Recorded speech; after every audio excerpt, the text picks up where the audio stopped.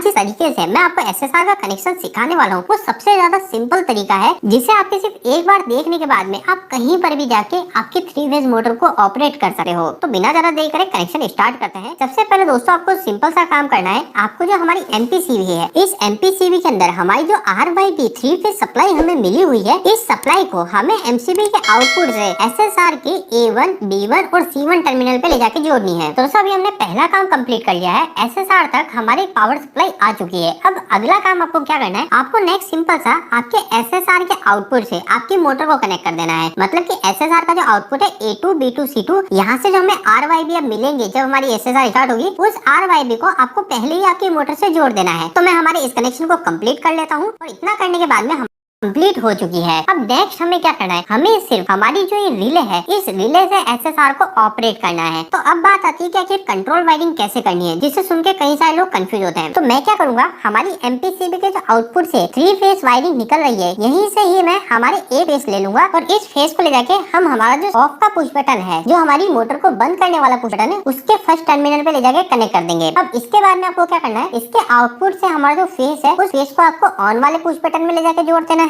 यानी एनो push button पे ले जाके जोड़ देना है। इसके बाद में दोस्तों नेक्स्ट आपको क्या करना है, हमारी इस रिले के सप्लाई टर्मिनल में ले जाके जोड़ देना है। दोस्तों कई सारे लोग इस 1 पिन गिलास रिले के सप्लाई टर्मिनल को लेके कंफ्यूज होते हैं। तो मैं आपको बता दूं ये काफी ज्यादा सिंपल है। जो हमारी इस साइड की रिले होती है, गिलास रिले, इसके नीचे हमारा कुछ इस तरीके का बेस लगा रहता है और हमारा जो ये बेस होता है, इस बेस के अंदर जो ये नीचे का जो राइट साइड का टर्मिनल होता है और लेफ्ट साइड का जो टर्मिनल होता है नीचे का, ये दोनों हमारे इस रिले के पावर सप्लाई के होते हैं। मतलब की अभी मेरी अगर जो रिले है ये 220 वोल्टेज से चलने वाली है, तो मेरे को इस टर्मिनल पे और इस टर्मिनल पे फेस और न्यूट्रल देना होगा। तो अभी मुझे क्या करना है, इस रिले को स्टार्ट करना है। तो मैं क्या करूंगा, हमारा जो एनो पुश बटन है, जो स्टार्ट पुश बटन है, यहाँ से फेस ले जाके हमारी इस रिले के सप्लाई टर्मिनल पे ले जाके कनेक्ट कर दूंगा और इतना करते ही हमारी इस रिले को फेस सप्लाई मिल चुकी है। और अब जैसे हम इसको न्यूट्रल देंगे तो हमारी ये रिले स्टार्ट हो जाएगी। तो अभी हम क्या करते हैं, हम हमारी इस रिले को कहीं से लाके न्यूट्रल भी देते हैं। अगर आपके पास में कहीं पे न्यूट्रल आ रखा है तो आप क्या कीजिएगा, आप डायरेक्ट कहीं से भी लाके इसे न्यूट्रल दे दीजिएगा। तो मैं यहाँ पे हाईलाइट कर देता हूँ कि ये हमारा जो है न्यूट्रल है। तो दोस्तों अभी हमारी इस रिले को फेस और न्यूट्रल तो मिल चुका है। अब इसके बाद में नेक्स्ट चीज क्या करनी है, तो नेक्स्ट हमें अभी 2 चीजें और करनी है। सबसे पहली चीज, हमें हमारी जो एसएसआर है, इस एसएसआर को सप्लाई देनी है और साथ ही साथ दूसरी चीज, हमें हमारी होल्डिंग भी करनी है। अभी हमने होल्डिंग नहीं करी, तो सबसे पहले हम क्या करते हैं, हम हमारी होल्डिंग कर लेते हैं। तो होल्डिंग कैसे करेंगे, तो होल्डिंग करने के लिए दोस्तों हमने जो यहाँ पर फेस सप्लाई दी हमारी रिले को चलने के लिए, इस सप्लाई को आपको इस रिले के कॉमन टर्मिनल पे ले जाके जोड़ देना है। तो कई सारे लोग कंफ्यूज होंगे कॉमन टर्मिनल कौन सा होता है इस रिले का। तो दोस्तों जो नीचे के जो 2 टर्मिनल और बचे ना, ये दोनों हमारे कॉमन टर्मिनल होते हैं और इस कॉमन टर्मिनल के जो एनो एनसी टर्मिनल होते हैं, ये ऊपर होते हैं। अभी हम उसको भी आगे जानेंगे। अगर आपको नहीं पता है, आपको इसके ऊपर डिटेल में वीडियो चाहिए कि एक एक पॉइंट को आप समझाओ, तो आप कमेंट कीजिएगा। मैं इसके ऊपर एक प्रैक्टिकल वीडियो बनाऊंगा जिसके अंदर मैं आपको रिले को लाऊंगा, समझाऊंगा कि आखिरकार कैसे टर्मिनल काम करते हैं। अभी मैं सिंपली क्या करता हूँ, हमारे यहाँ से फेस ले जाके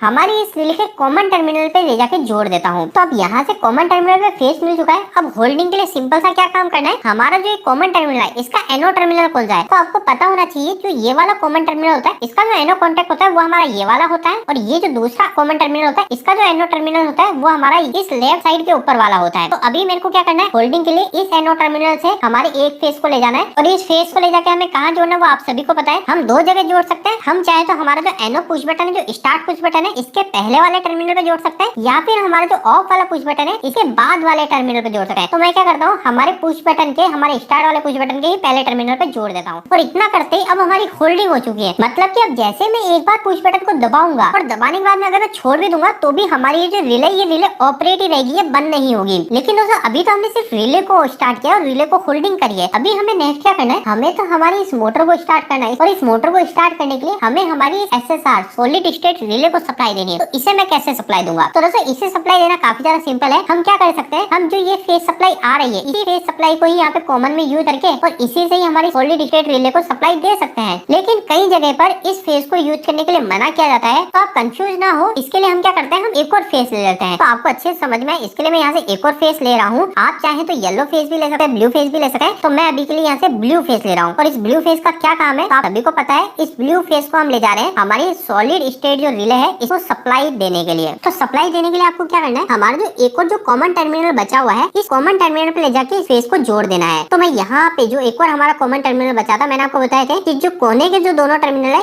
ये तो हमारी इस रिले को ऑन करने के लिए है, फेस न्यूट्रल देने के लिए। बाकी बचे जो दो बीच के हैं ये हमारे कॉमन टर्मिनल है। तो ये वाला जो कॉमन टर्मिनल था इसको तो मैंने कहाँ पे यूज ले लिया, ये तो मैंने होल्डिंग के लिए यूज में ले लिया। बच्चा एक और कॉमन टर्मिनल, तो इस कॉमन टर्मिनल का मैं उपयोग कर लेता हूँ एसएसआर को सप्लाई देने के लिए। तो मैं यहाँ पे कॉमन टर्मिनल पे तो फेस लाके जोड़ दिया। तो नेक्स्ट में क्या करूंगा, ये जो कॉमन है इस कॉमन टर्मिनल का जो एनो पॉइंट है, इस एनो पॉइंट से आउटपुट से जो मुझे फेस मिलेगा उस फेस को ले जाके मैं हमारी जो एसएसआर है इस एसएसआर में ले जाके कनेक्ट कर दूंगा। और इतना करते ही हमारी सॉलिड स्टेट रिले को भी फेस मिल चुका है। मतलब कि अब हमारा जो कनेक्शन है वो कनेक्शन पूरा हो चुका है। अब बस हमें इस एसएसआर को न्यूट्रल देना है। तो आप कहीं से भी लाके इसे न्यूट्रल कनेक्ट कर सकते हैं। और इतना करने के बाद में अब हमारी जो ये मोटर है ये एसएसआर से पूरी तरीके से ऑपरेट हो जाएगी और ये होल्डिंग भी रहेगी। तो मैं उम्मीद करता हूँ कि आप पूरी तरीके से इस वायरिंग को करना सीख गए।